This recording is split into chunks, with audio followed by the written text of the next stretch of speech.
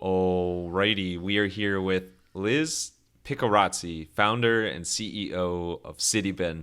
And I'm just going to go ahead and call you the Trash Woman, the Oscar the Grouch turned entrepreneur. Liz, so excited to talk to you on all things CITIBIN and beyond. Thank you so much for joining. How are you doing today? Very good. Thanks for the invitation. Of course, of course. And thank you for not jumping off as soon as I called you the Trash Woman. I think there's a lot of glory in the world of trash that we'll get to today. But before we get to CITIBIN, I know that you've had an awesome career with like pretty much very different stops everywhere you go. But something that kind of fueled the CITIBIN journey was your business before that, where you had a handyman business and checklist home service or checklist home services. Checklist home service. I'm just gonna mess up your name of every stop of your career. How do you say Amex? No, but what got you inspired to start a business in the handyman or handy person space in the first place? Sure. Well, so often businesses start because the founder, him or herself has an unmet need.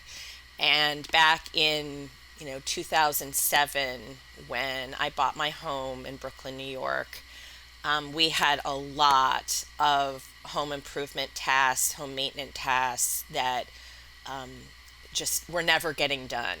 And so, I encountered situations where I would need, electrician, a plumber, a painter, a plasterer, all at the same time, and realized it was incredibly time consuming to bring together all of those professionals for jobs that were really of a handyman nature.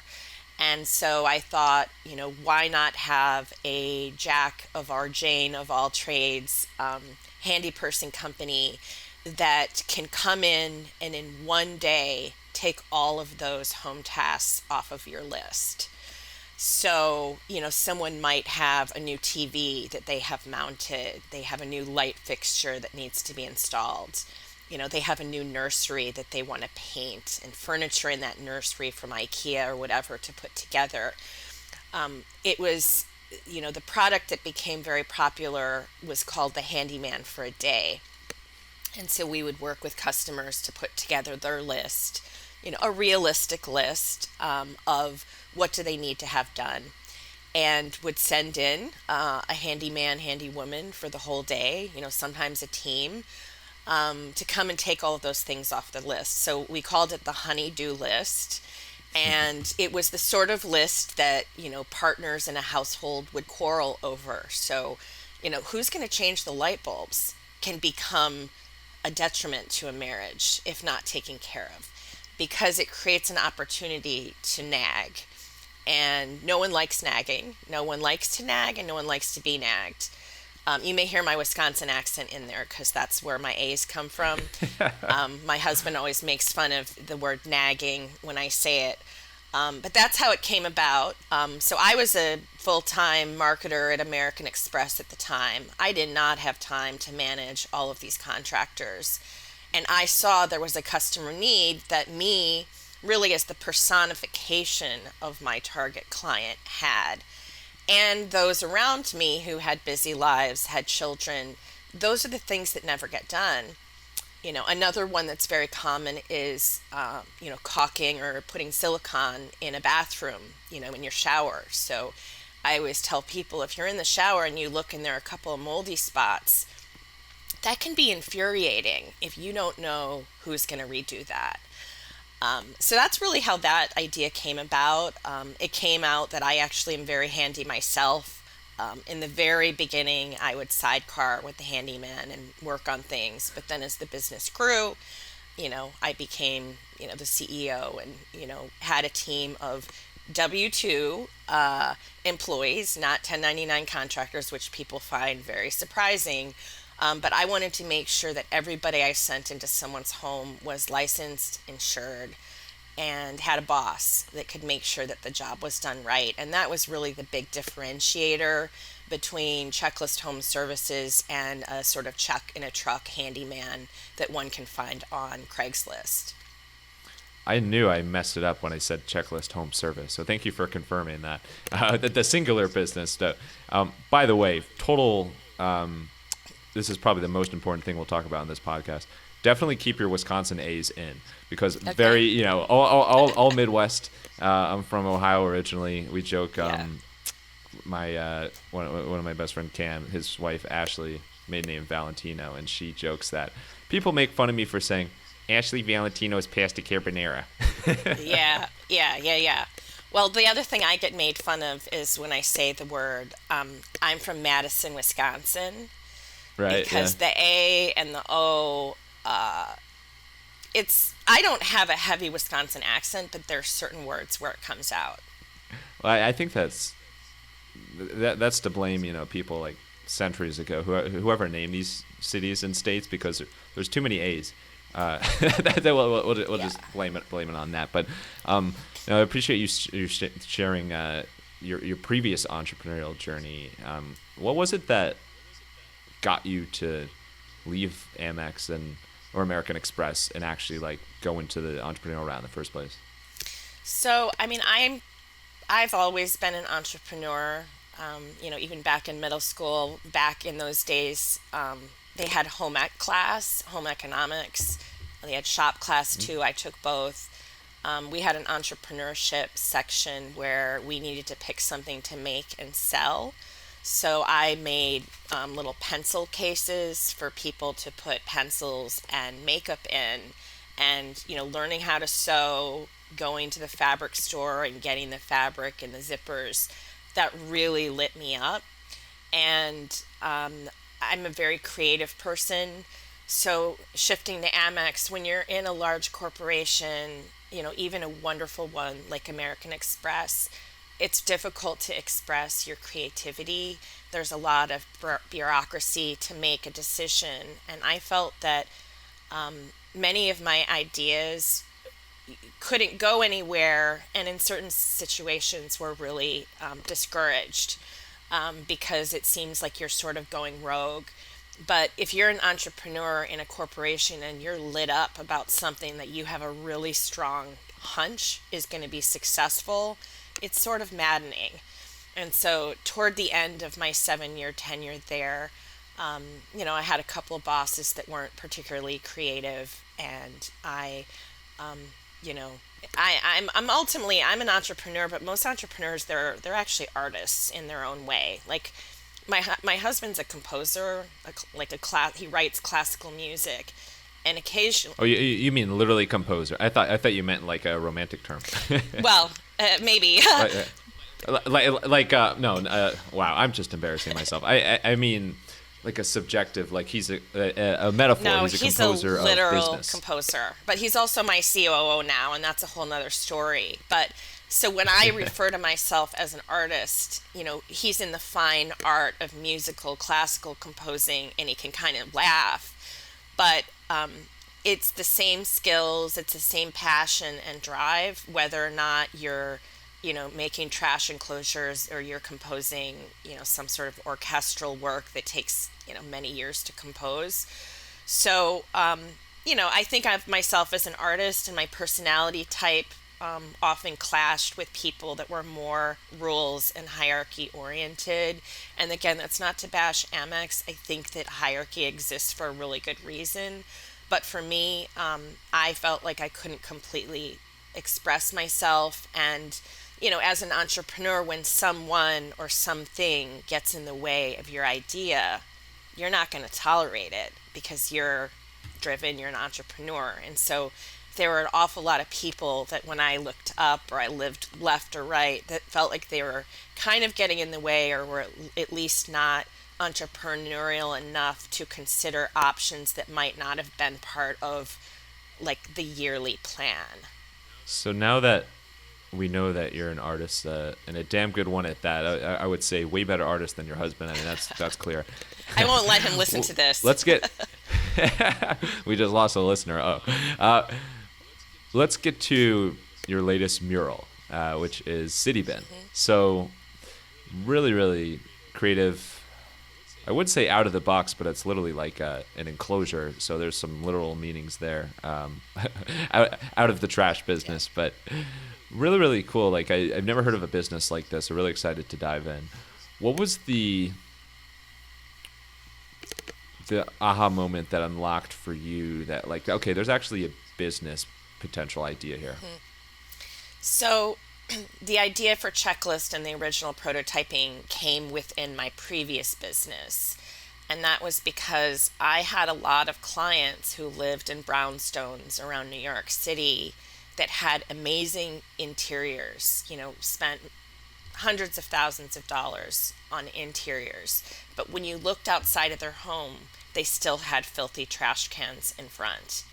So, and sometimes with rats in them because we are in New York City. So I saw this front area of people's homes as sort of a conspicuous eyesore where, one thing doesn't make sense with the other. So with an early client, I actually asked, would you be interested in a trash enclosure? And she said, yes. I've been wanting one. I have a lovely home. But in people in New York City, we don't have garages and driveways or alleys. So there's literally nowhere to put those trash cans except for in front of your home. So we built the first one for this client, and she really liked it.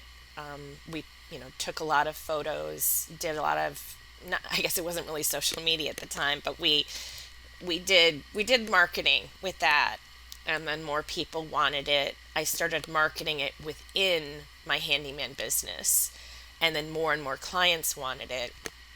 And so I realized I kind of hated the handyman business. I felt pretty tortured by it most of the time. There were too many variables in a service business. There was the house, the client, the handyman, the punch list, um, all sorts of things. It was really untenable. And so I started to really like what I was doing with CITIBIN, and ended up selling the handyman business in 2017 in order to completely focus on CITIBIN. Well, yeah, well, that's something that's like a really cool niche or niche or whatever, that you don't I don't hear people talk about too often. Is like when you're an entrepreneur who started a business, obviously like you started it because you're so passionate about it, like you want to provide that solution, you're going to work crazy nights, crazy hours for it both. But if another business idea comes about, how do you know it's time to actually not give up, but bring that first business to a close in whatever format, good or bad that is, and then jump to the next one? So I would argue that you shouldn't close the first business and move on to the Mm. next. I would say you should moonlight in your business. Sort of like I moonlighted at American Express. Like I had the wheels in motion to see, is this a viable business?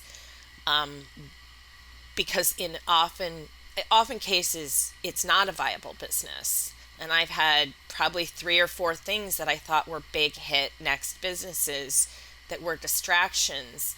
But if I were to have given up on my handyman business or had given up on CityBin in order to pursue what I thought was the next best thing, then I would have lost a lot. So, um, sort of moving on to the next, I did it once and I don't know if I want to do it again. I'd like to move on to the next thing within my current business rather than create something new. Yeah, well, that's a beautiful way of putting it. Like visually, if you look at your career, it's not like career stop, career stop, career stop. It's like it's overlapped Yeah. in each. It's like you're kind of doing both for a time, which I totally agree is a great way to do it. I mean, it's no surprise like why side hustles have become so Right. popular over the past couple decades, especially probably well before that as well. Yep. But like it's a good time to kind of test something out before you Yep. go all in on it. Yeah, and one little Way sort of easier financially. anecdote I can say was that well before WeWork existed, they had some sort of informal shared office spaces. And when I was still at my full time job in corporate, I ended up renting out like a few hours a Hmm. week at a shared office space where I had a desk. And it was to put me in that seat in order to write my business plan and in order to move that idea forward. So it was a commitment of some money and time. But if I didn't have that office and I didn't have that, okay, I'm going to be wasting this money, that's very motivating for me. I'm Midwestern. I don't want to waste money. So I often recommend to people that say, hey, I want to start a business. I say, find some structured time and space to flesh out your idea. Don't quit your corporate job. Don't give up your 401k matching.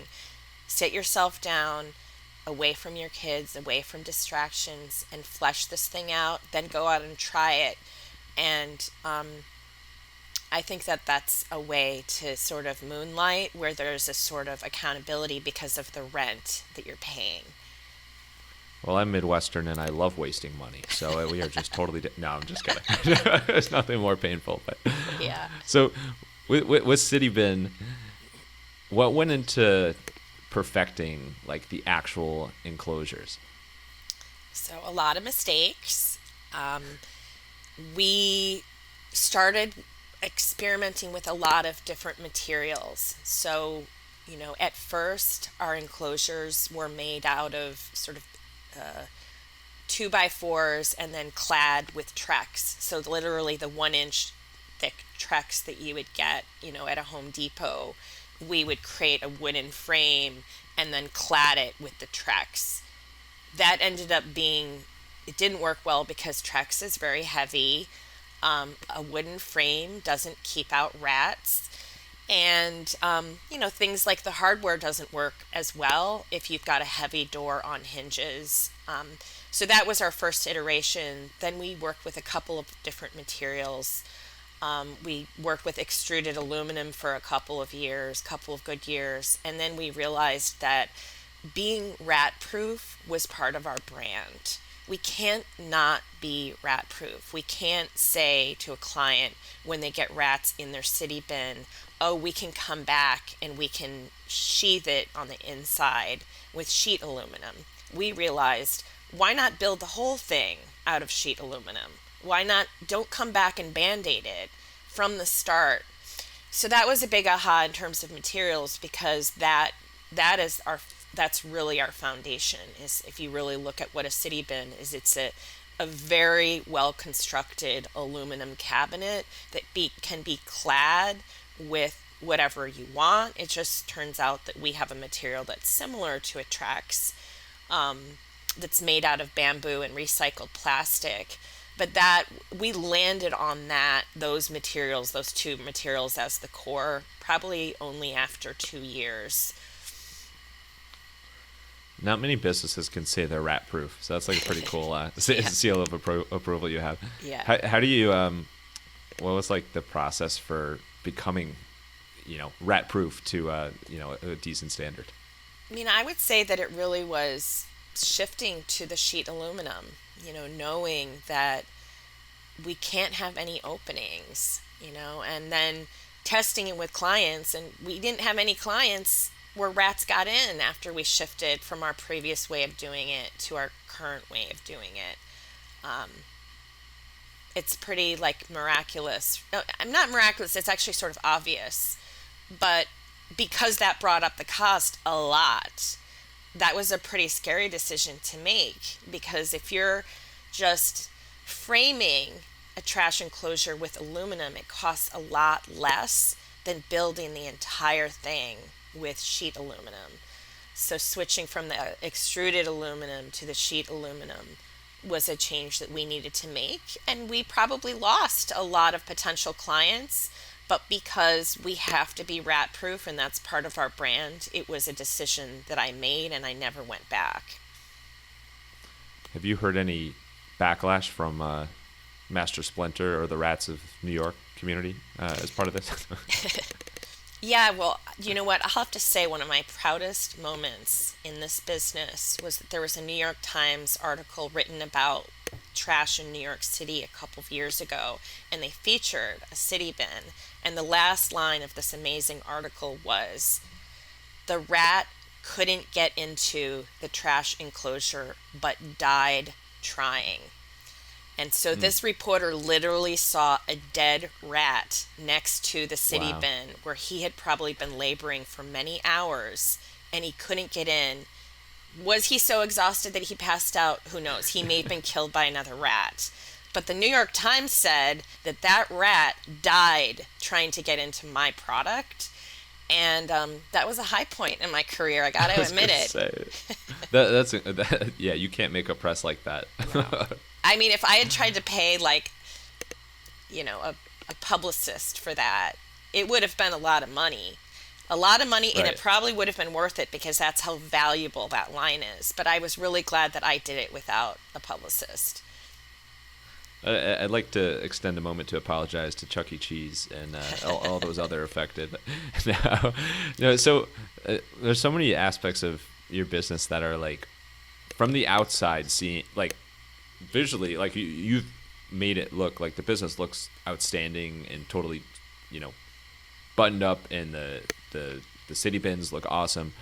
But it also feels like, wow, there's a lot of hurdles you've had to go through. Like how, first of all, from like let's start with New York City, like within the city approvals there, like what's involved in like creating something that, you know, the city is actually okay with people displaying on their property or even like visible as public property.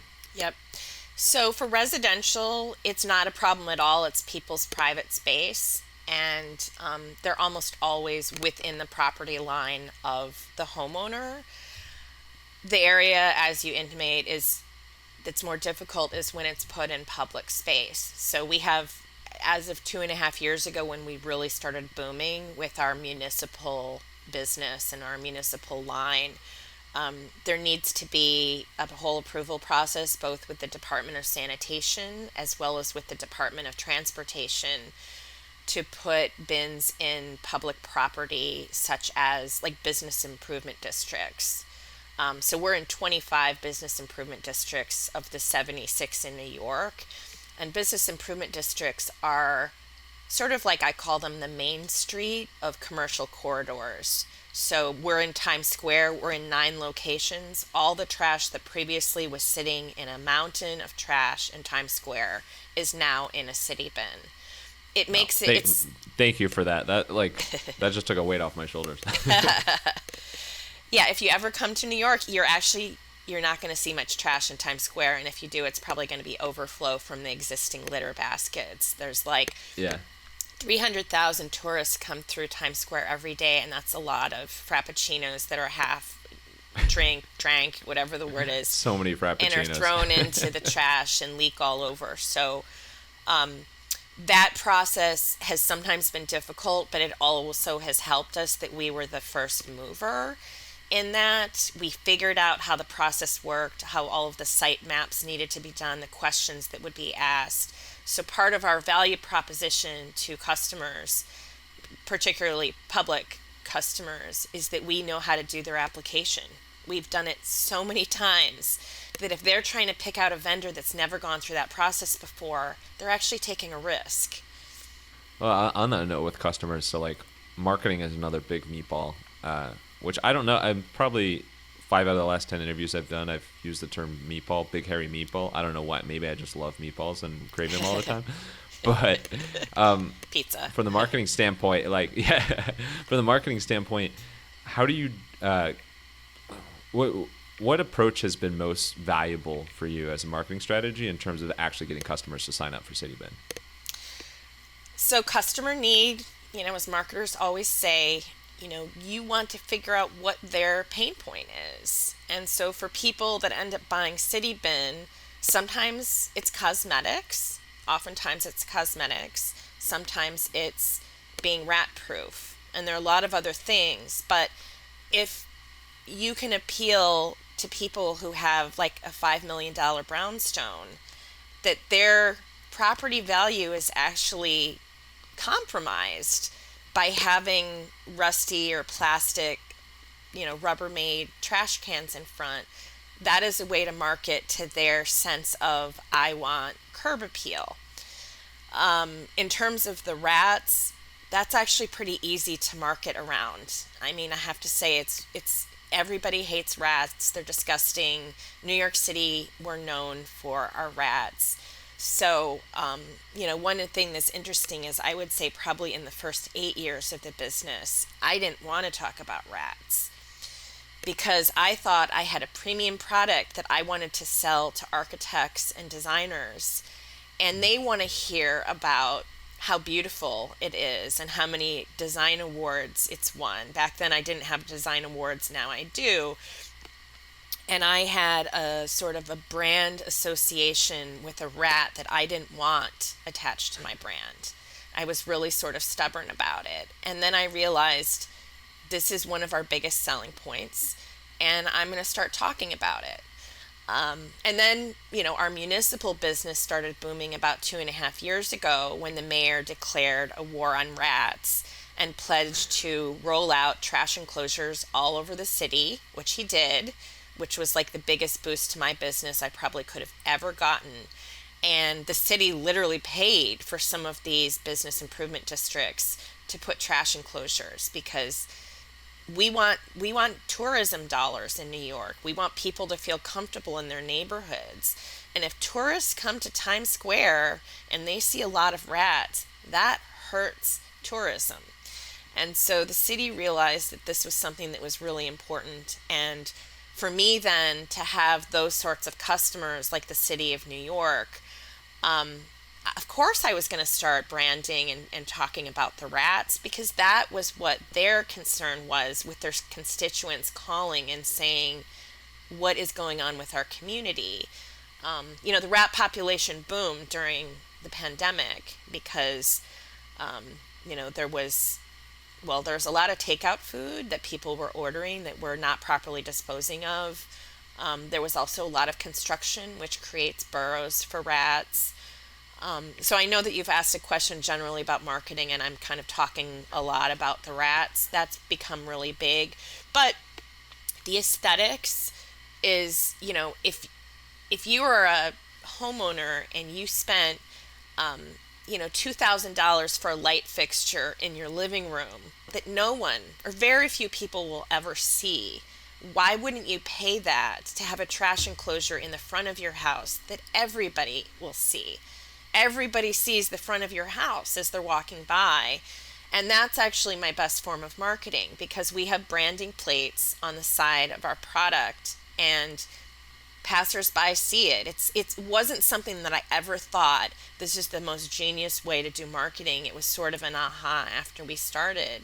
But oftentimes when people, initiate, with CITIBIN, what they'll say is, my neighbors have it.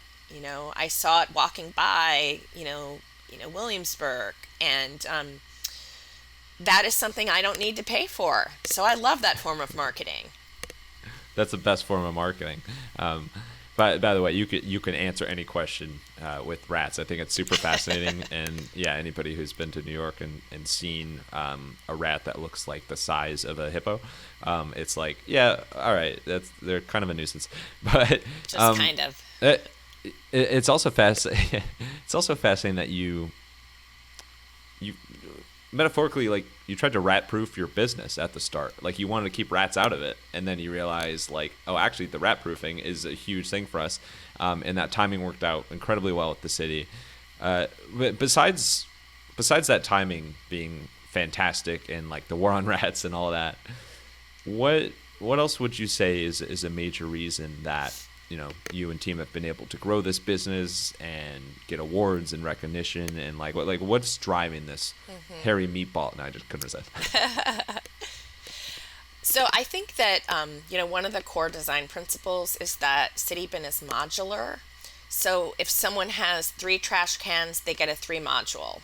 If they have 4 trash cans and they're 96-gallon cans, then they get a 4 module large. So whatever size can you have and however many cans you have, we have a CITIBIN for you.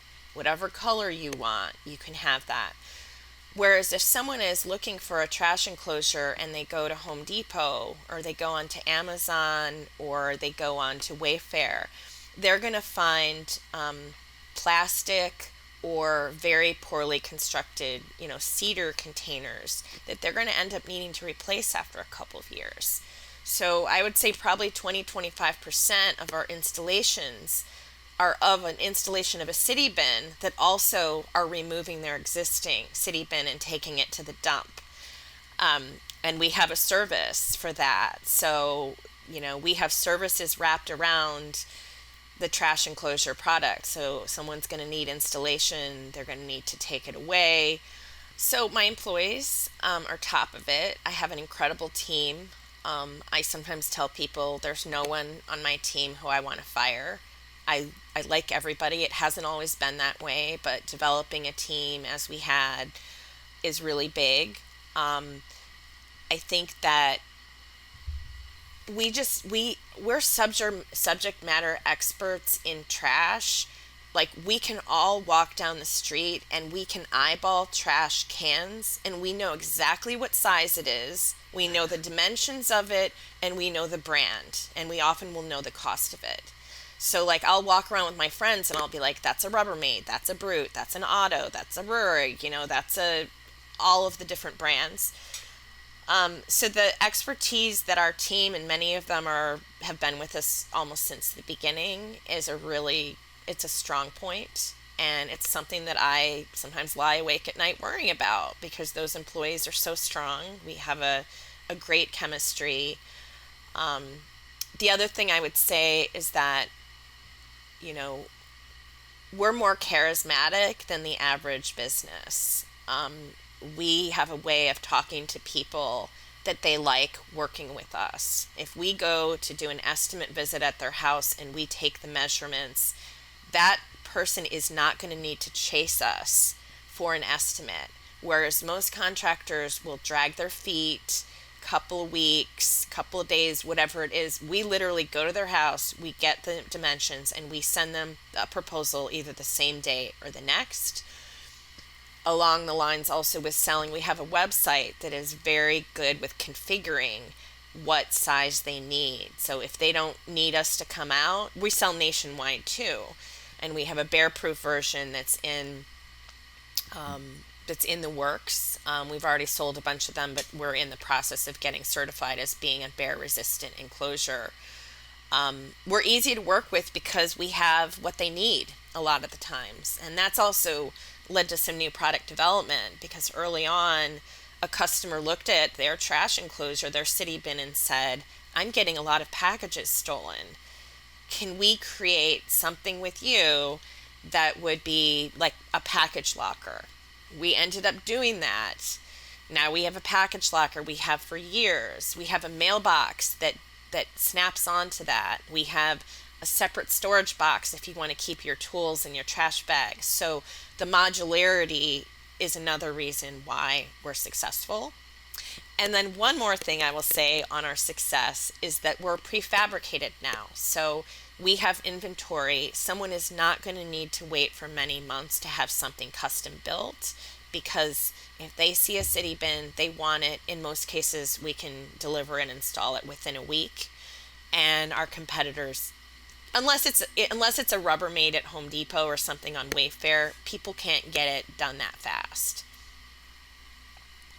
Well, all things team and trash segue perfectly into rapid fire Q&A, or should I say dumpster fire Q&A this time.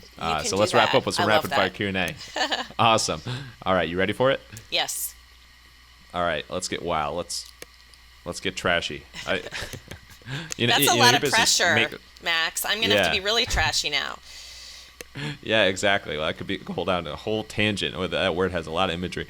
Anyway, working, you mentioned your team and how awesome it is, and you mentioned also that your husband, the composer, is your COO.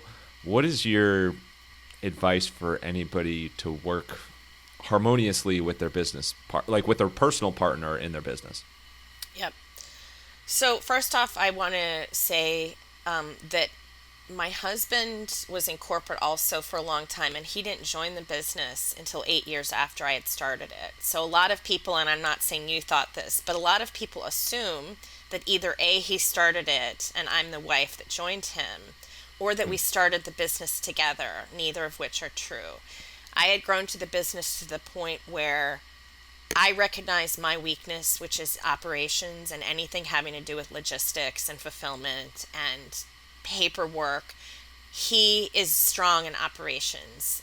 He previously worked in inventory planning with, brands like Marc Jacobs and Ralph Lauren. So he was keeping track worldwide of how many things were ordered, where they were warehoused, where they were moved, where did we have overstock, where did we need more to be replenished.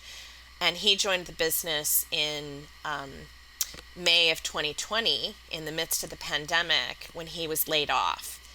And that was the kind of the decision point where we had to say, is he going to go back and get another corporate job? Or are we at a point where he can join? And we were at a point where he not only could join, but we needed him to join because I would order the wrong amount of inventory. I, would get frustrated with, things with QuickBooks or inventory reports, or all the stuff that he knew really well.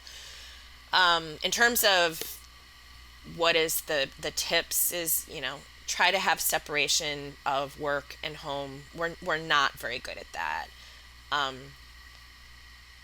But luckily it doesn't usually lead to any major difficulties because we know each other really well and we recognize each other's strengths. He knows that I'm the strategist, the visionary, the marketer, and he's the operations guy. And the other thing is he's also incredibly strong in sales. So even if I'm pissed at him about something in the COO role, if he's doing really well in sales, I'm going to ignore those other things that are falling between the cracks or get someone else to do it. Well, he sounds like a total catch. So it works out on multiple levels. But all right, and then you mentioned that you're kind of like you and team are really the trash experts. You know all sorts of things about trash now. What's a fun fact about trash or trash cans that most people would be surprised by? Let me think here.